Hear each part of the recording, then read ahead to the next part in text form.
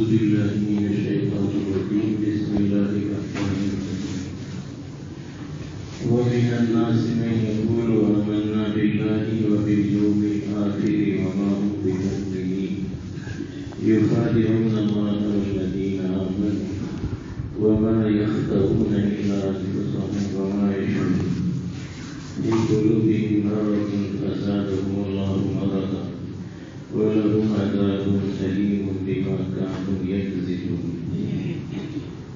صدق الله.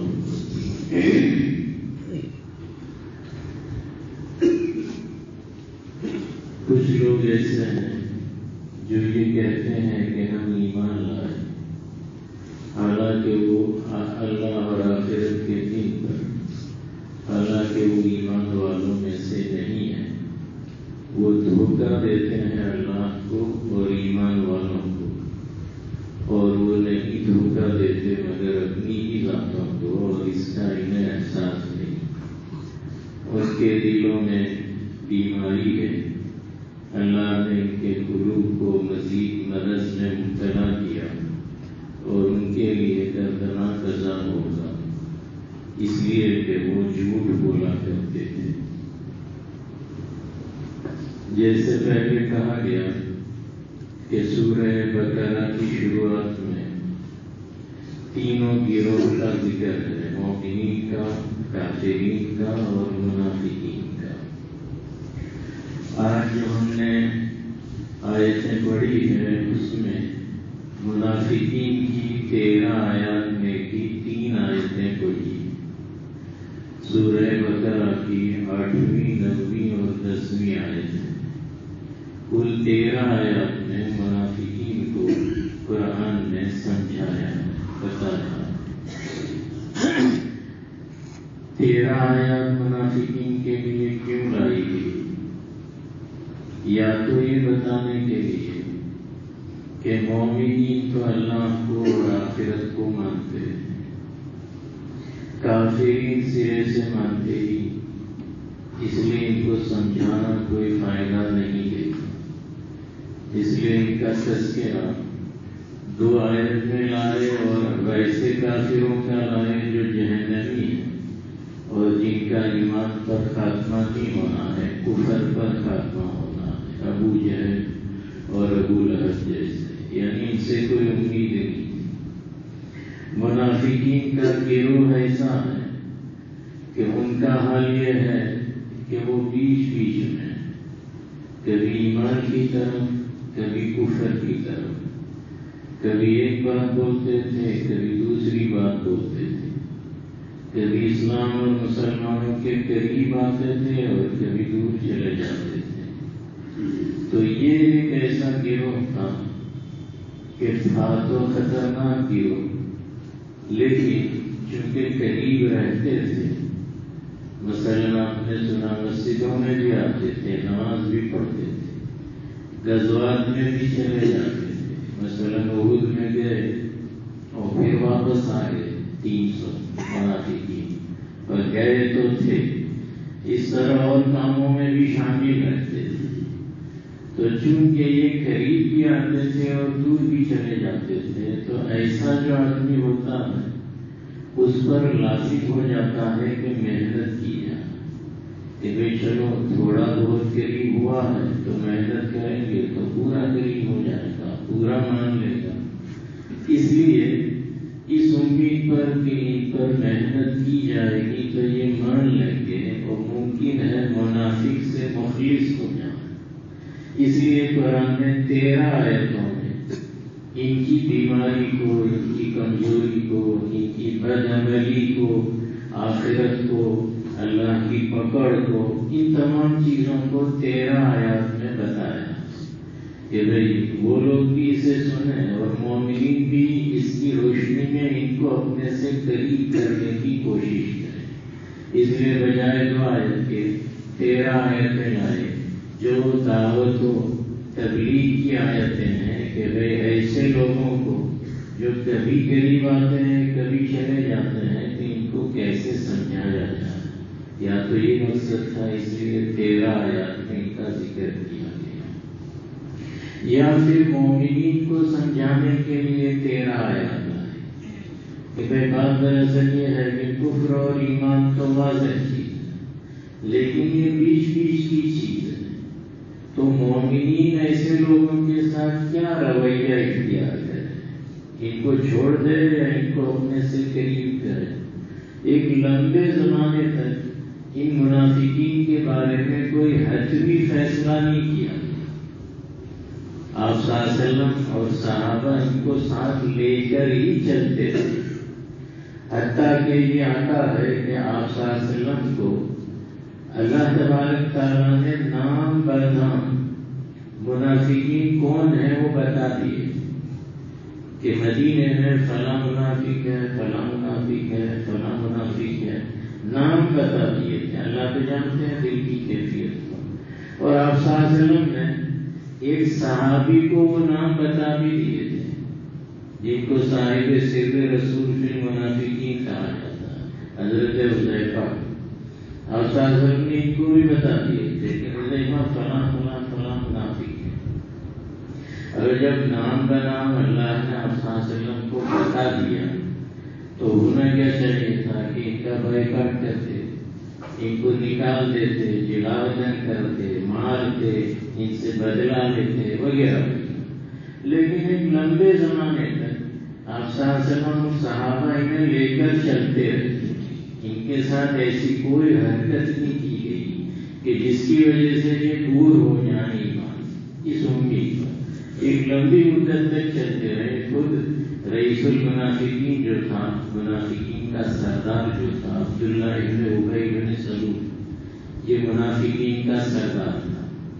آپ صلی اللہ علیہ وسلم جب ہجرت کر کے مدینہ آئے تو مدینے میں 2 بڑے خاندان تھے، اوس اور خزرج ان کا نام تھا۔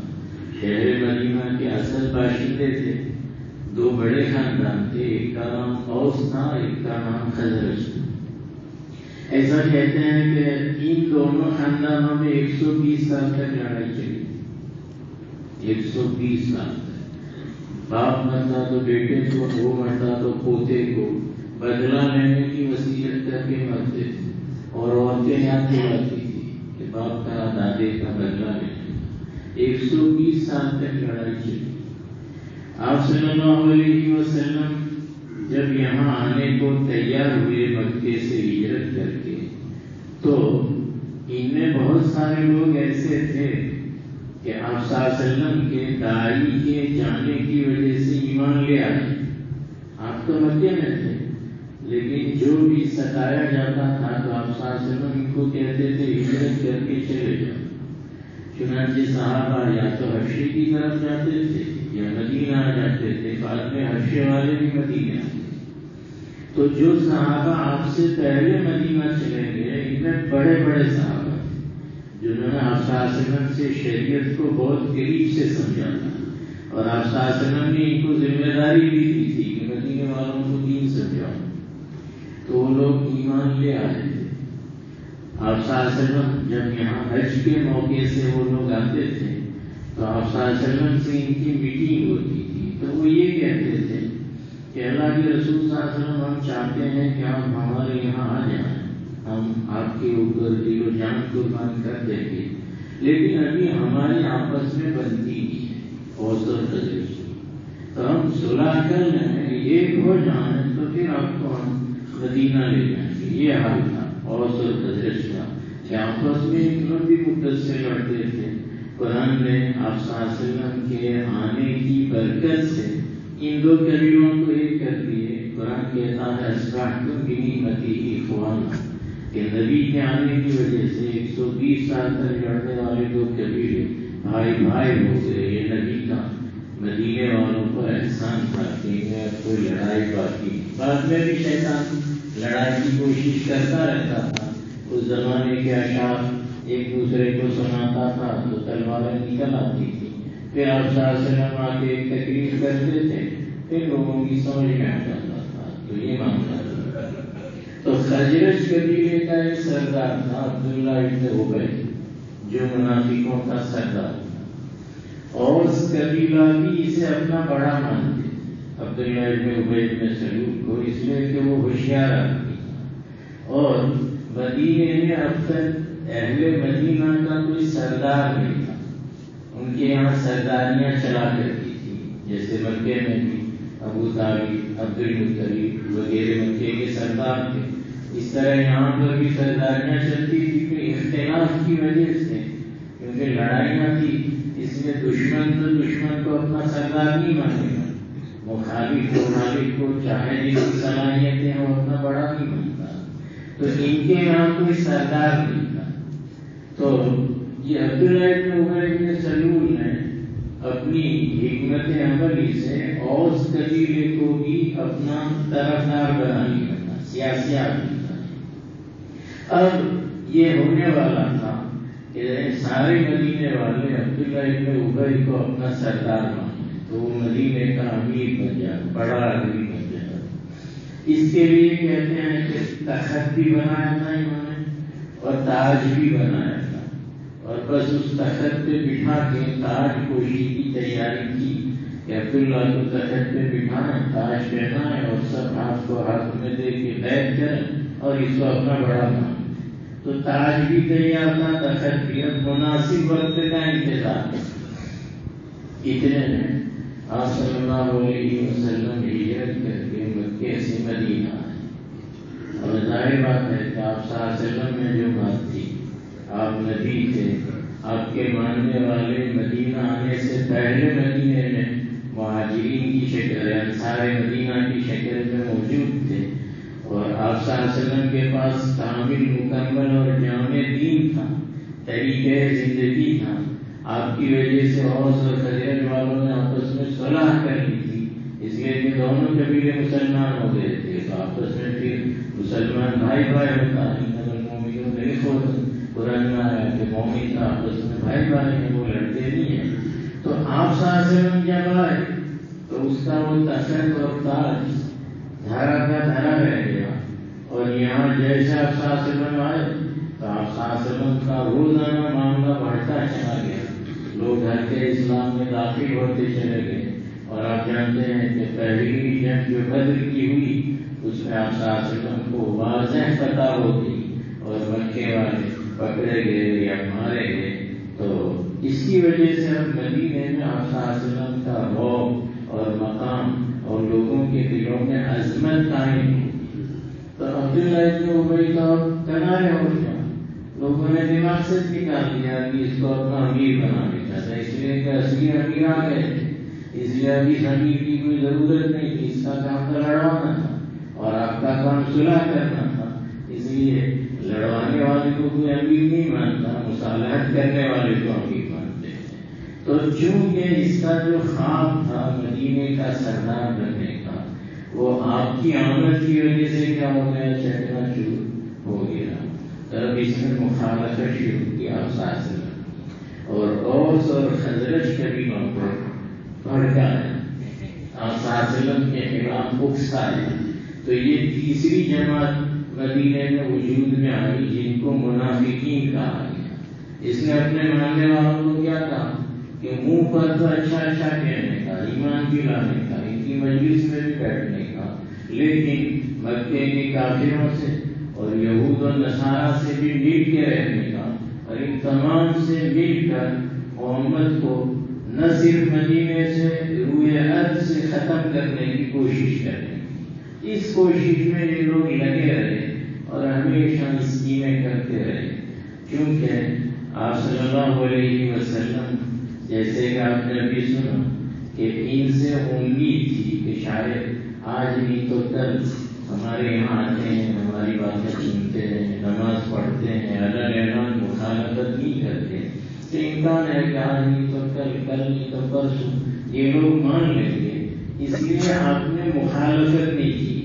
باوجود احد سے 300 آگے اور 700 آپ صلی اللہ علیہ وسلم اور صحابہ رہتے. ادھر مکے کے جو کفار کے لشکر میں وہ بہت سارے تھے. آپ صلی اللہ علیہ وسلم اور صحابہ نے یہ کہا کہ تم لڑائی نہیں کرنا، خالی پیچھے کھڑے ہی رہنا. تو کم سے کم بازار کا نظر آئے. تم چلے جاؤ گے تو ہم تو 700 جو جائیں گے، تو ان کا حوصلہ غلط ہو جائے گا. ہم 700 نہیں رہے تو تم بھاگ جاؤ. اگر ہم 700 کا مرنا شہادت مقدر ہے تو کوئی بات نہیں، بعد میں تم نہیں لڑنا، تم ان سے صلح کر لینا، لیکن پیچھے تو رہو۔ کہا نہیں، یہ گھر کی لڑائی نہیں ہے کہ 1000 کا 3000 سے مقابلہ نہ ہو، اس لیے ہم لڑ سکتے ہیں۔ تو ایسی حرکتیں کھول کر سامنے آ گئی تو بھی اچھا جب عہد کا فیصلہ ہو گیا تو بہت ساروں نے ان کے خلاف آپ صلی اللہ علیہ وسلم کو کہا کہ اے لڑائی میں اپنا ساتھ چھوڑ کے چلے آئے تھے، اس لیے ان سے بدلا لیا جائے، مگر تو بھی آپ صلی اللہ علیہ وسلم نے ان سے بدلا نہیں لیا۔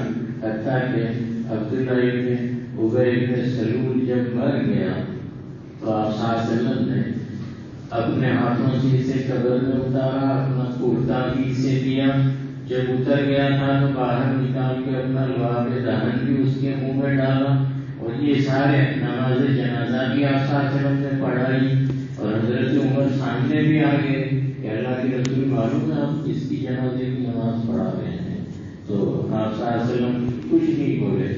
جب حضرت عمر کا اصرار بڑھا ان کو پیچھے کر دیا اور آپ نے نماز پڑھا دی کہ ہاں مجھے معلوم ہے کہ میں کس کی نماز پڑھا رہا ہوں۔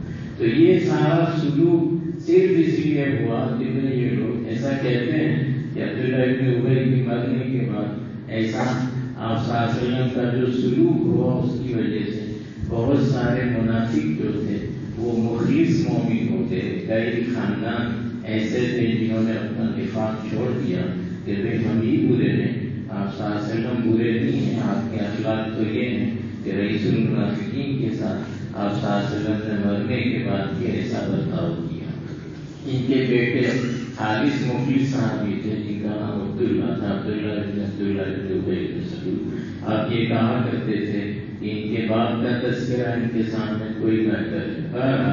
تو یہ آپ صلی اللہ علیہ وسلم کو 13 آیتوں کے اندر جو نصیحت کی گئی ہے وہ اس لیے کی گئی تھی کہ بھائی یہ جب ہم سے قریب ہیں تو ان کو اور زیادہ قریب لانے کی کوشش کی جائے اور ان سے چھیڑ چھاڑ نہ کی جائے۔ تو یہاں یہ کہا گیا کہ کچھ لوگ وَمِنَ النَّاسِ مَن يَقُولُ آمَنَّا بِاللَّهِ وَبِالْيَوْمِ الْآخِرِ، کہ کچھ لوگ آ کر آپ سے یہ کہیں گے کہ ہمارا ایمان اللہ اور آخرت کے دین پر ہے، وَمَا هُمْ بِمُؤْمِنِينَ، حالانکہ وہ مومن نہیں، مومنین میں ان کا شمار نہیں ہو سکتا، دعویٰ ان کا ایمان کا، اور اللہ اور آخرت دونوں کا ذکر بھی کرتے ہیں، اور اللہ قرآن میں یہ کہتے ہیں کہ یہ مومن نہیں۔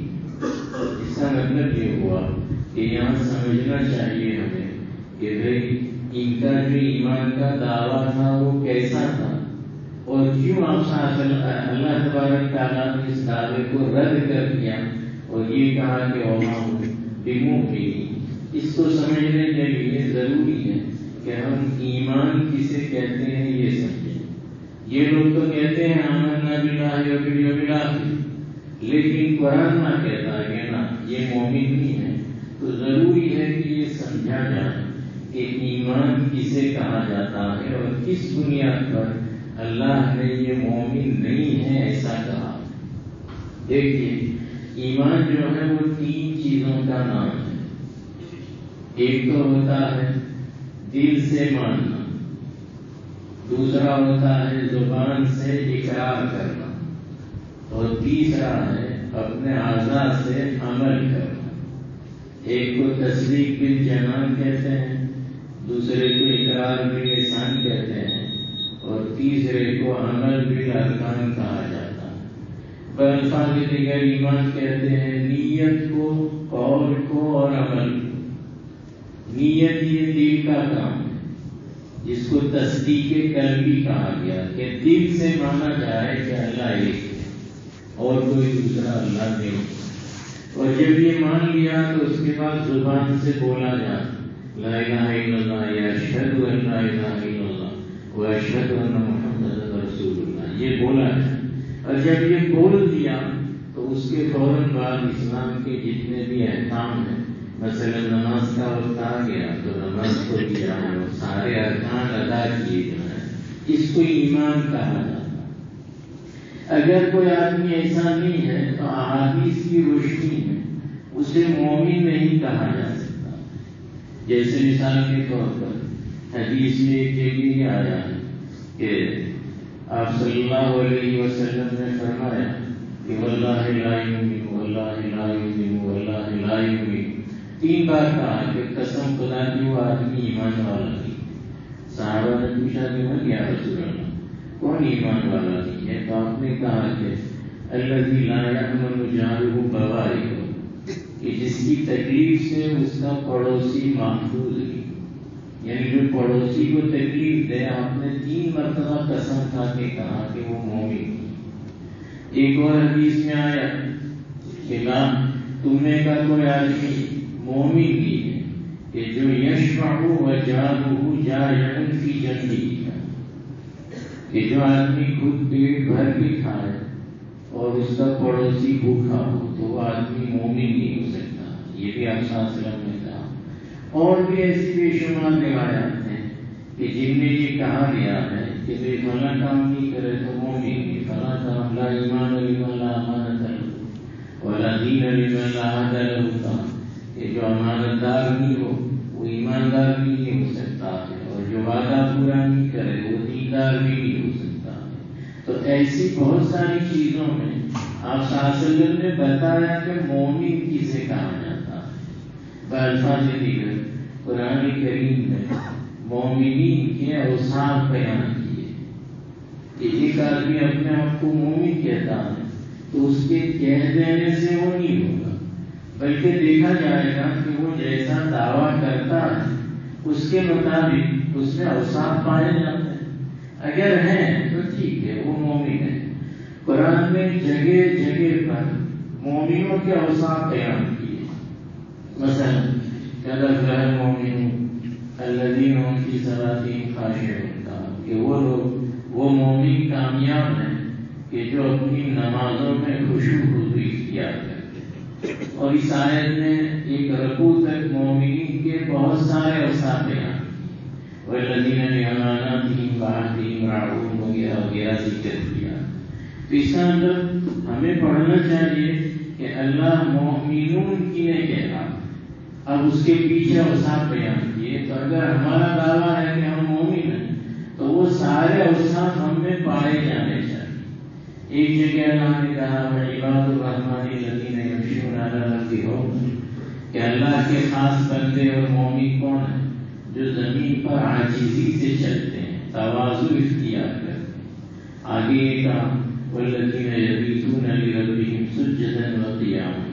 پہلی آیت میں بھی یہ کہا تھا نماز میں خشوع خضوع کرتے ہیں، یعنی 5 نمازیں خشوع خضوع سے پڑھتے ہیں. یہاں کیا کہا یبیتون لربہم سجدا وقیاما، کہ پوری رات سجدہ اور قیام میں اللہ کے سامنے گزار دیتے ہیں. یہ مومن ہوتا ہے. تو یہ صفات بیان کیے ہیں. تو ہمیں دیکھنا چاہیے کہ مومنین کے اوصاف کیا ہیں. تو یہاں پر انہوں نے دعویٰ تو کر دیا کہ ہم لوگ ایمان والے ہیں. کچھ لوگ آ کر یہ کہیں گے وَمِنَ النَّاسِ مَن يَقُولُ آمَنَّا بِاللَّهِ وَالْيَوْمِ الْآخِرِ وَمَا هُمْ بِمُؤْمِنِينَ.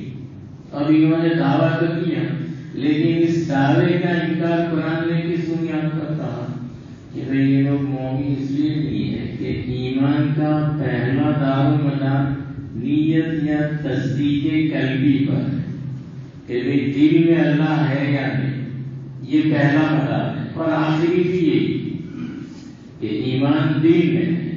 قرآن میں ایک جگہ آیا ہے قالت الاعراب آمنا قل لم تؤمنوا، کہ دیہاتی لوگوں نے آ کر کہا ہم ایمان لے آئے. اس سے کہو کہ ابھی ایمان نہیں لائے ولکن قولوا اسلمنا، ابھی تو تم نے اچھے کام شروع کیے ہیں. ولما يدخل الایمان فی قلوبکم، ابھی دل میں ایمان داخل نہیں ہوا. تو دل یہ ایمان کی رہنے کی اصل جگہ ہے. تو انہوں نے آ کر یہ کہا تھا کہ ہم ایمان لے آئے منافقین. تو ابھی ایمان آپ نے سمجھا کہ 3 چیزوں کا نام ہے، نیت کا، قول کا اور عمل کا، یا تصدیق قلبی کا. منافق کس کو کہا گیا؟ منافق اس کو کہا جاتا ہے 3 قسمیں منافقین کے افساسیوں کے زمانے میں. پہلی قسم تو یہ کہ ان کے دلوں میں بھی کفر تھا اور زبان پر بھی کفر تھا، یعنی مسلمانوں کے خلاف کام کرتے. دوسری قسم یہ تھی کہ ان کے دلوں میں تردد تھا، کبھی کفر کبھی اسلام، متردد رہتے تھے، اور جب اسلام اور مسلمانوں کا غلبہ دیکھتے، فتوحات دیکھتے، غنائم دیکھتے، کچھ ان سے فائدے کی امید ہوتی تو آ کے بیان کرتے تھے کہ ہم بھی مسلمان ہیں، فائدہ حاصل ہوگا۔ اور مان لو کہ کبھی اسلام یا مسلمانوں کی ہار ہو جاتی، کہیں مار کھانی پڑتی، شہادت ہوتی، لیکن ہم ان کے ساتھ نہیں جا سکتے ہیں۔ تو یہ دوسرے قسم کے منافقین تھے۔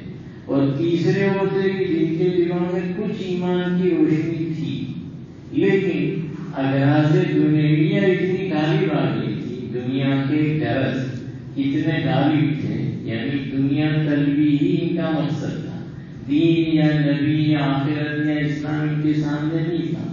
آپ جانتے ہیں کہ جب آدمی دنیا کے پیچھے پڑ جاتا ہے تو دین پردے میں چلا جاتا ہے، چھپ جاتا ہے۔ تو تھوڑی بہت ایمان کی روشنی یا سچائی نبی کی ان کی سمجھ میں آئی تھی، اسلام کی صداقت، لیکن جب دنیا کی غرض میں پڑتے تھے تو وہ سارا کا سارا ختم ہو جاتا تھا۔ یہ تیسرے قسم کے منافق تھے۔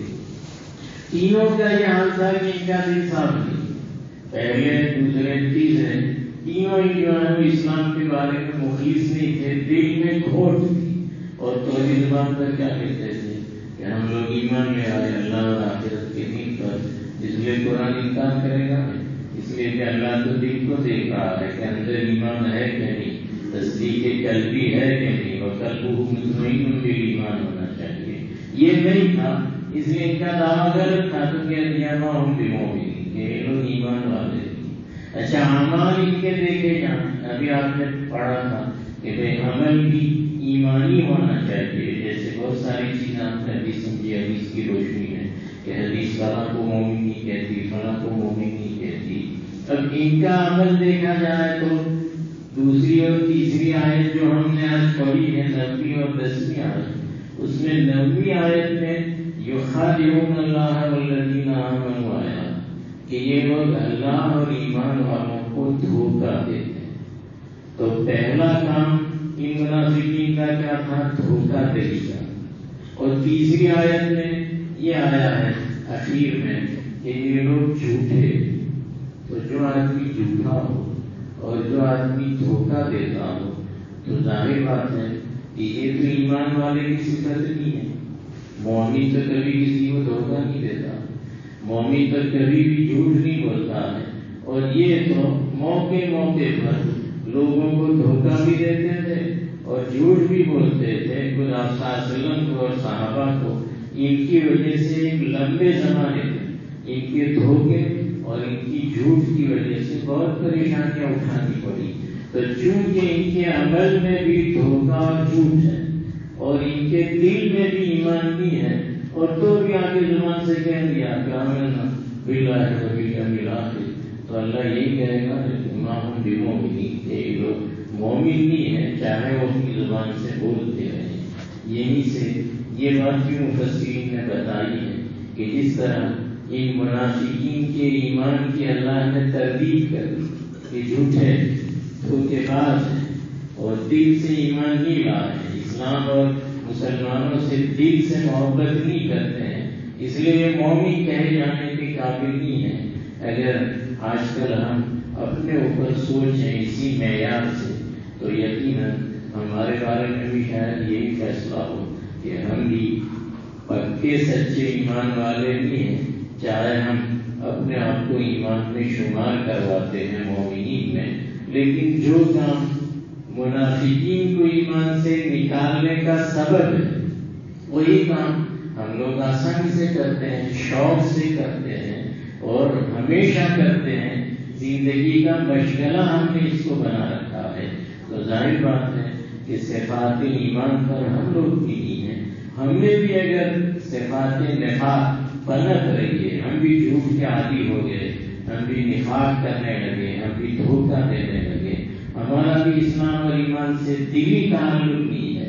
دلی تعلق آپ جانتے ہیں، کسی کو کسی سے محبت ہو جاتی ہے تو ایک دوسرے کے دل ایک دوسرے سے مل جاتے ہیں، پھر وہ جو کرے وہی اسے بھی اچھا لگتا ہے۔ اگر ہمیں اللہ سے، اسلام سے اور اسلامی شعائر سے محبت ہو، دل میں ایمان ہو، دل میں جگہ ہو، تو ہمیں پورا اسلام اچھا لگے، ہمیں سارے احکام اسلام کے اچھے لگے، ہم اللہ کے سارے احکام ماننے کے لیے فوراً تیار ہو۔ جس طرح محبوب کوئی کام کہہ دیتا تو دوسرا محبوب جان کی بازی لگا کر بھی کرنے کے لیے تیار ہو جاتا ہے، مال بھی خرچ کرتا ہے۔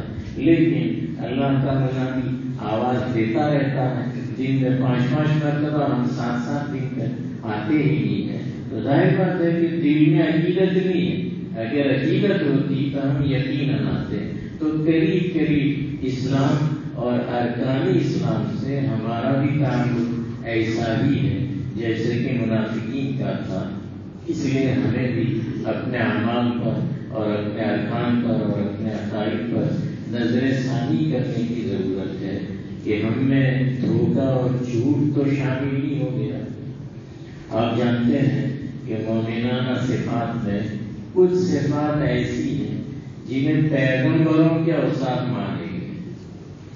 اللہ نے مومنین کو کہا کہ تمہارے یہ کرنے کا، ایسے ایسے رہنے کا، لیکن میں نے ابھی آیات کا حوالہ دیا، لیکن کچھ صفات ایسی ہیں جنہیں صفات انبیاء مانا گیا کہ اللہ نے ان نبیوں کو نبوت کے لیے چنا۔ وہ اس لیے چنا تھا کہ امت میں سب سے زیادہ اچھے اوصاف ان میں پائے جاتے ہیں۔ جس امت میں سب سے زیادہ اچھے اوصاف کا حامل کوئی ہوتا ہے، اللہ اسے ہی نبوت کی امانت دینے کے لیے تیار ہوتا ہے اور اسے نبوت دی جاتی ہے۔ تو کچھ صفات کیا ہیں؟ نبیوں والے۔ قرآن نے سارے نبیوں کے صفات بیان کیے ہیں۔ ان نبیوں کے صفات اگر ہم دوستوں دیکھیں تو اس میں 2 چیزیں بہت نمایاں، اور وہ 2 چیزیں کیا ہیں؟ ایک سچائی اور دوسری امانت داری، صدق اور امانت۔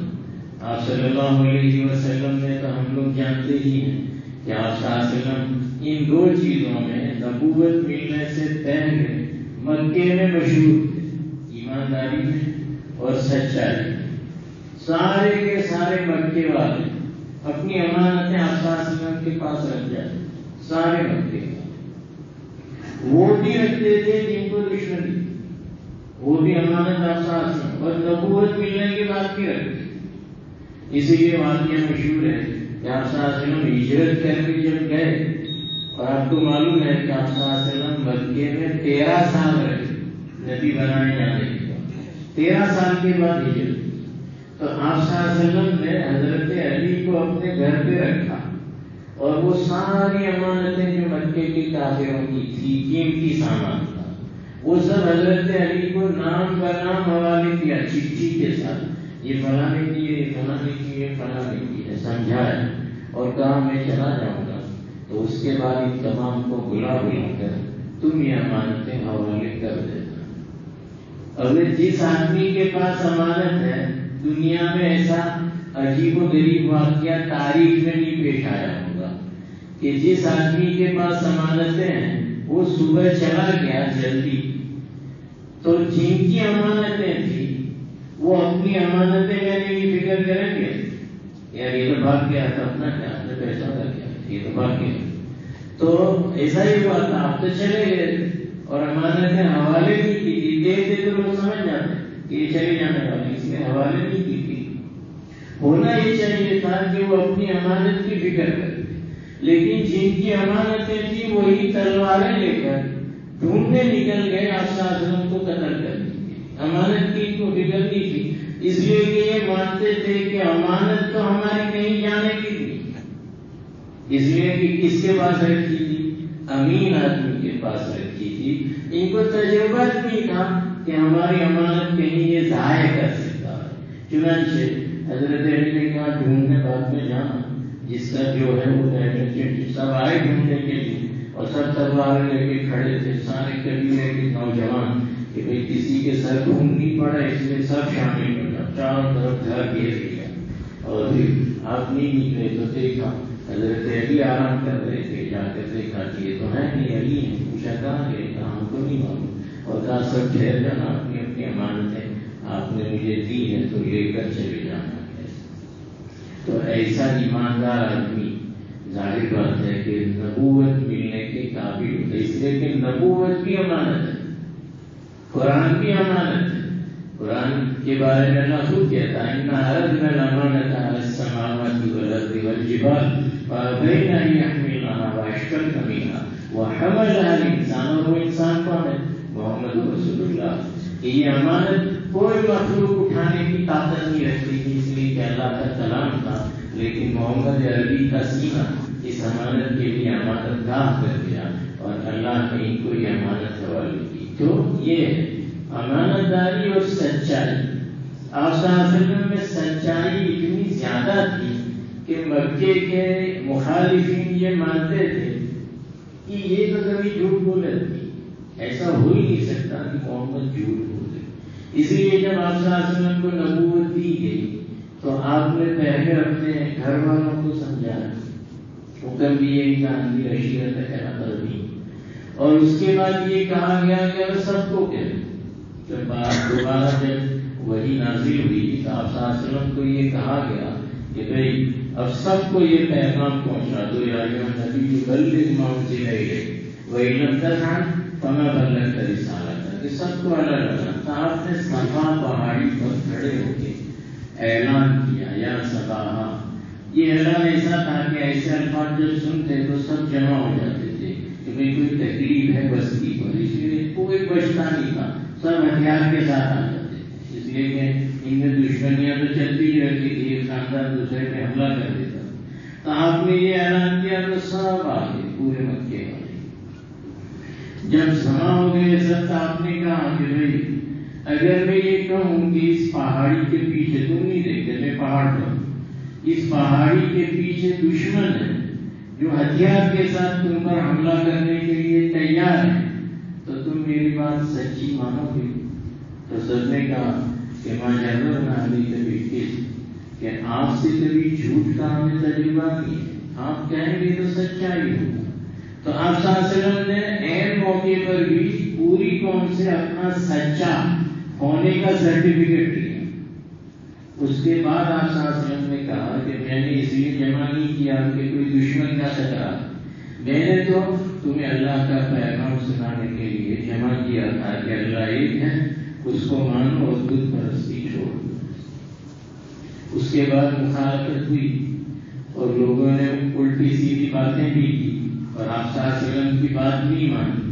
ابھی تھوڑی دیر پہلے کہا آپ سچے ہیں، آپ کو یہ امید تھی کہ جب اس واقعے میں لوگ میری تصدیق کرتے ہیں تو جب دعوت دوں گا تو اس میں بھی میری تصدیق کریں گے اور پوری قوم مان لے آئے گی، لیکن قوم نے مانا۔ قرآن میں اس واقعے کی ترجمانی ایک آیت میں کی، اللہ کہتا ہے نبی کی سچائی کی تعریف کرتے ہوئے کہ فَإِنَّهُمْ لَا يُكَذِّبُونَكَ وَلَٰكِنَّ الظَّالِمِينَ بِآيَاتِ اللَّهِ يَجْحَدُونَ، کہ نبی تجھے تو یہ جھوٹا نہیں کہہ سکتے، جیسے کہ قوم نے کہا کہ آپ جھوٹے نہیں ہیں، یہ ظالمین ہماری آیات کی تکذیب کرتے ہیں۔ اللہ کہتے ہیں تو نے سچائی کا وصف اپنے اندر اتنا پالا کہ مخالف قوم تجھے جھوٹا نہیں کہہ سکتی ہے، چاہے ہماری آیات کا انکار کر۔ تو یہ چاہتا تھا کہ تیری سچائی کی نسبت پر ہماری آیات بھی ان سے منوا لے کہ یہ سچی ہے، لیکن یہ ہماری آیات ماننے کے لیے تیار۔ تو اللہ نے نبی کی سچائی کی گواہی دی۔ تو امانت داری اور سچائی یہ انبیاء کی صفت ہے، اور یہی صفت نبی کی پوری زندگی اور صورت سے ہم مومنین کو بھی۔ یہ مومن بھی کیا ہونا چاہیے؟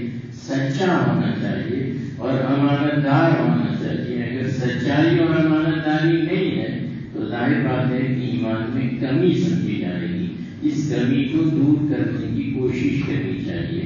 اس لیے کہ دوسری آیت میں یہ کہا کہ یخادعون اللہ والذین آمنوا، یہ لوگ دھوکہ دیتے ہیں اللہ اور ایمان والوں کو، حالانکہ اس دھوکے کا انہیں کو نقصان ہوگا، اللہ کو تو کوئی دھوکہ نہیں دے سکتا ہے۔ اور یہاں اللہ کے رسول کو دے رہے تھے، لیکن اللہ کو دھوکہ دینا کہا، اس کا مطلب نبی کو دھوکہ دینا، یہ گویا اللہ کو دھوکہ دینا ہے۔ اللہ یہ کہتے ہیں کہ ہم اپنے نبی کو وحی کے ذریعے سارے دھوکوں کی خبر دے دیں گے، تم ان میں کامیاب نہیں ہو سکتے۔ اور آگے تیسری آیت میں یہ کہا کہ یہ لوگ کیوں انکار کرتے ہیں، کیوں نفاق کرتے ہیں، اس کا اخیر میں ایک سبب بیان کیا کہ بما كانوا يكذبون ولهم عذاب أليم بما كانوا يكذبون. یہ دو صفتیں تھیں، ایک ان کے اندر دھوکہ دہی تھی اور دوسری ان کے اندر جھوٹ کی عادت تھی. تو کہا کہ جھوٹا اور دھوکہ دینے والا منافق تو ہو سکتا ہے، مومن نہیں ہو سکتا. ایک حدیث شریف میں آتا ہے کہ أربع من كن فيه كان منافقا خالصا، کہ چار چیزیں جس میں ہوں گی وہ پکا منافق. ومن كان فيه خصلة منهن كان فيه خصلة من النفاق، اور اگر ان چار میں کی ایک خصلت کسی میں ہے تو اس میں نفاق کی ایک خصلت. حتى يدع، جب تک وہ اسے چھوڑ نہیں دے وہاں تک نفاق سے وہ بری نہیں ہو سکتا ہے. پھر آپ شاستر میں وہ چار گنوا، اذا حدث کذب، کہ باتیں کرے تو جھوٹی باتیں کرے. وَإِذَا عَاهَدَ غَدَرَ، وعدہ کرے تو توڑ دے، دھوکہ دے. وَإِذَا خَاصَمَ فَجَرَ، لڑائی جھگڑے پہ آوے تو گالی گلوچ کرے. وَإِذَا اؤْتُمِنَ خَانَ، اور ایمان امانت جب رکھی جائے تو امانت میں خیانت کی جائے. یہ چار چیزیں جن میں ہوگی تو منافق خالص ہے.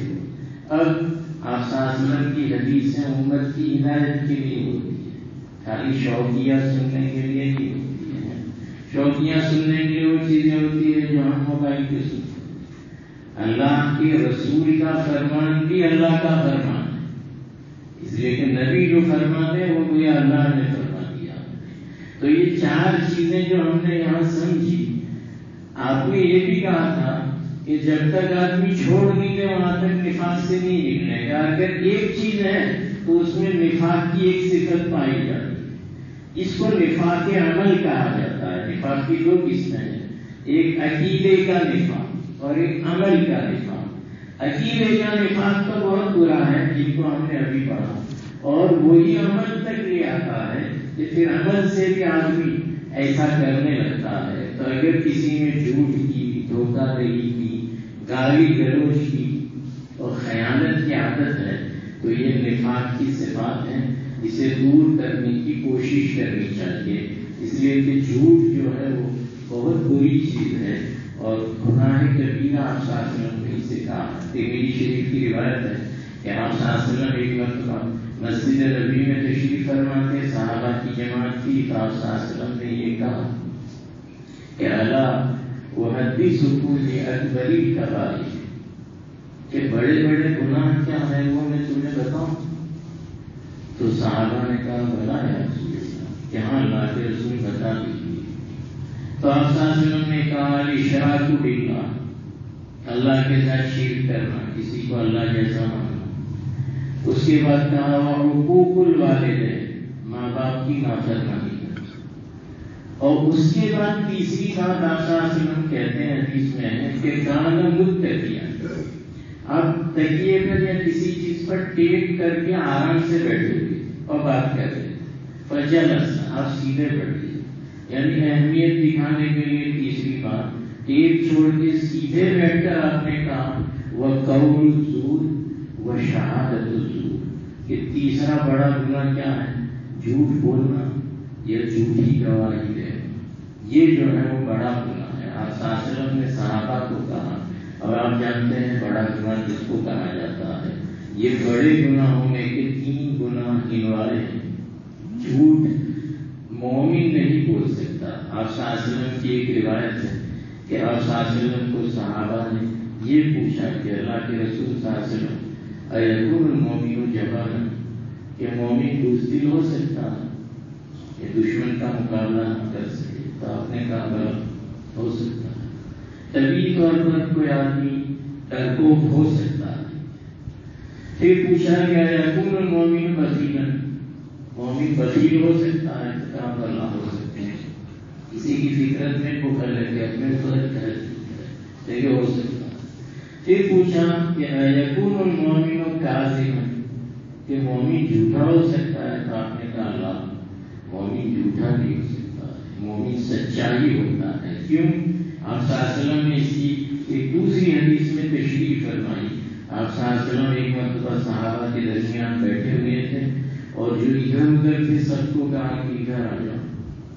سب جماعت میں سب جانتے تھے کہ کوئی خاص بات ہو تو آپ صلی اللہ علیہ وسلم ایسا کہتے تھے.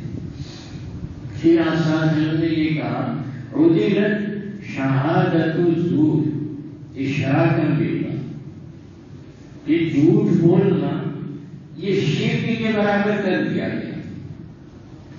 نبی کہتے ہیں کہ جھوٹ بولنا ہماری شریعت میں کیسا ہو گیا؟ شرک کے برابر. عدلت شہادت الزور اشراکا باللہ، کہ جھوٹ بولنا ہماری شریعت میں شرک کے برابر کر دیا گیا. نبی کہہ رہے ہیں، جو نبی شریعت میں کہہ رہا ہے. پھر آپ کے اس کہنے کی دلیل کے طور پر آپ صلی اللہ علیہ وسلم نے قرآن کی آیت پڑھی کہ فإن اللہ تبارک و تعالی یقول فاجتنبوا الرجس من الأوثان واجتنبوا قول الزور، کہ اللہ قرآن میں کہتا دو چیزیں ایک ساتھ بیان کی ہے، بت پرستی سے بھی بچو اور جھوٹ بولنے سے بھی بچو. اور ایک ساتھ جب دو چیزیں بیان کی جاتی ہیں تو دونوں کا تعلق ہوتا ہے تب بیان کی جاتی ہے. تو اللہ کہتے ہیں کہ بت پرستی اتنی بری اتنا ہی جھوٹ بولنا بھی برا، اس لیے کہ بت پرستی بھی جھوٹ ہے. جو اللہ کی ہے حقیقت یہ ہے کہ بت اللہ نہیں ہو سکتا. اس کو تو گھڑ کے ہم نے بٹھایا اور چاہے تو پکڑ کے بیٹھ سکتے ہیں، یعنی ہم سے بھی کمزور ہے تو بھی جھوٹ ہے کہ ہم کہتے ہیں کہ یہ اللہ یہ معبود ہے. تو یہ بت پرستی بھی جھوٹ ہے، اور ایک آدمی جھوٹی گواہی یا جھوٹ بولتا ہے یہ بھی جھوٹ ہے. بت کو اللہ کہنا معبود ماننا یہ حقیقت کا انکار ہے، اور جھوٹ بھی کس کو کہتے ہیں؟ کسی حقیقت کا ہے سچائی کا انکار، اسے جھوٹ کہا جاتا ہے. تو دونوں جھوٹ ہے.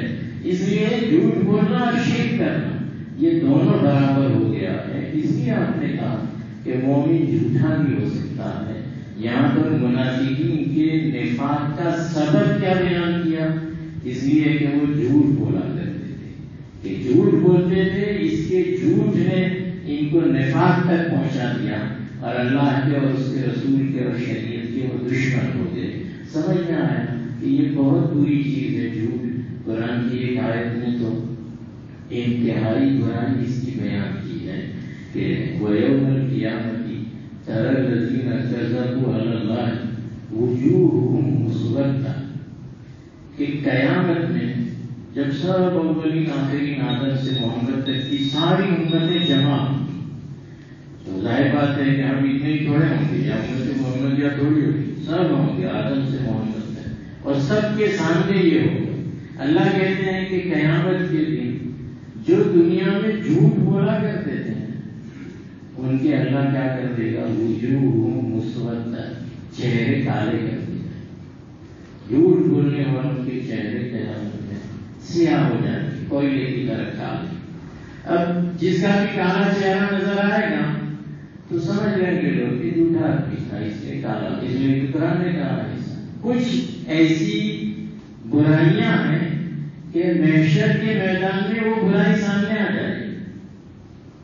جیسے کسی کی دو بیویاں تھیں اور ایک کے ساتھ ظلم و زیادتی کرتا تھا، حد ادا نہیں کرتا تھا، تو حدیث میں آتا ہے، قرآن میں بھی آتا ہے کہ اس کا ایک پہلو ایسا ہوگا، ایسا ٹیڑھا ٹیڑھا ہوگا. قیامت محشر میں ایسا ہی چلے گا. لوگ سمجھ جائیں گے کہ اس میں کیا ہوتا ہے.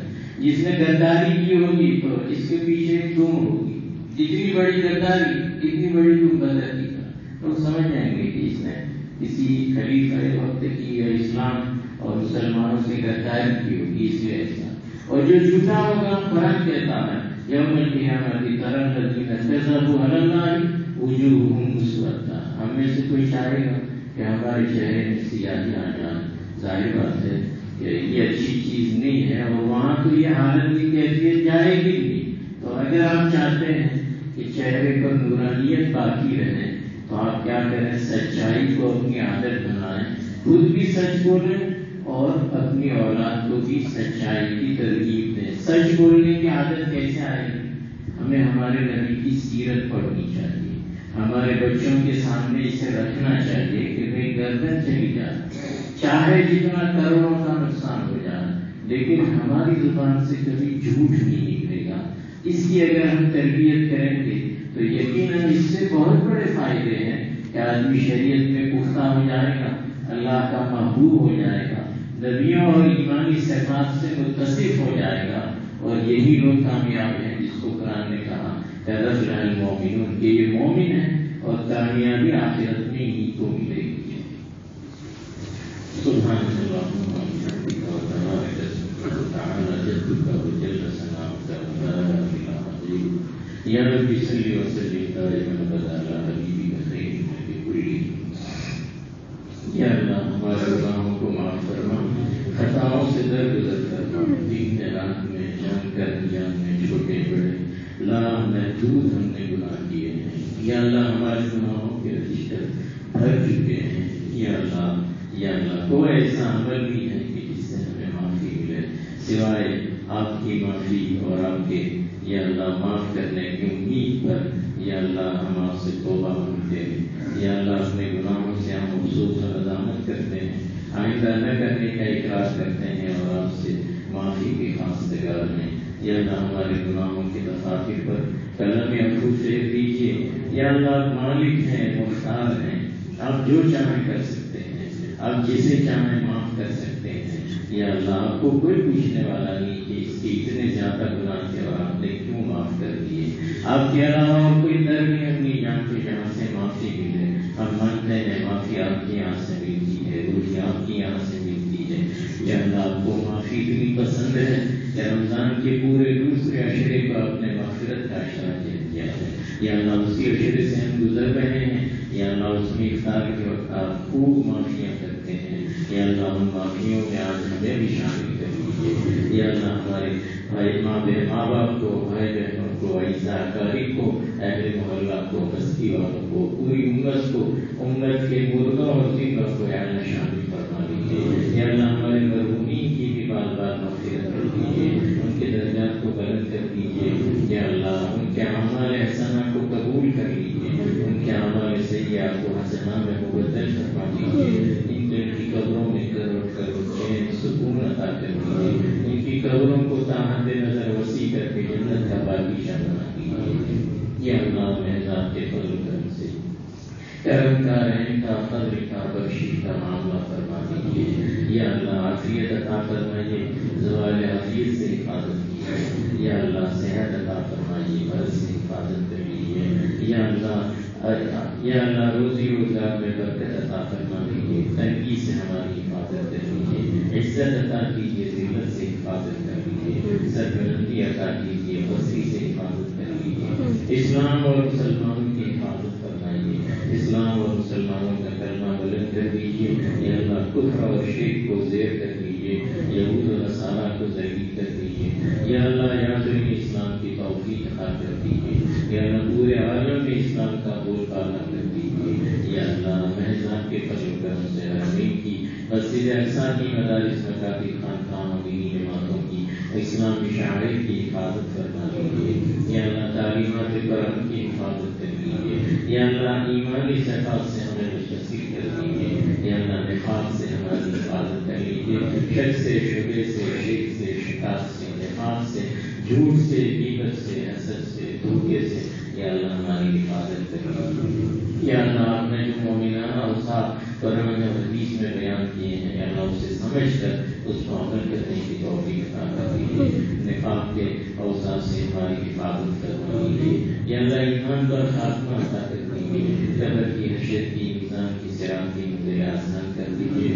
موت سے پہلے موت کی تیاری کی توفیق عطا کر دیجیے. قبر میں جانے سے پہلے اپنے کو مرا ہوا سمجھنے کی توفیق عطا کیجیے. حساب دیے جانے سے پہلے یا اللہ حساب کرنے کی توفیق عطا فرما دیجیے. یا اللہ آخرت کی ساری منزلیں آسان کر دیجیے. یا اللہ دنیا اور آخرت کا حسنہ عطا فرمائیے. اوقات میں، اعمال میں، دعا میں، روزی روزگار میں، کھیتی باڑی میں، تجارت میں یا اللہ برکتیں عطا کر دیجیے. یا اللہ اولاد میں برکتیں عطا کیجیے. یا اللہ ہمارے تھوڑے میں برکت عطا کر دیجیے. یا اللہ بیماروں کو شفائے کاملہ عاجلہ دائمہ مستمرہ عطا کر دیجیے. بے روزگاروں کو حلال اور روزی کیجیے. بے اولادوں کو صالح اولاد عطا کیجیے. بے جوڑوں کو صالح جوڑا عطا کر دیجیے. یا اللہ قید و بند میں ظلم محبوسین کو رہائی عطا کر دیجیے. یا اللہ جو ہاسپٹل میں ہیں، زیر علاج ہیں، یا اللہ ان کو شفائے کلی عطا فرما دیجیے. یا اللہ اپنے اولیاء کی حفاظت فرما لیجیے.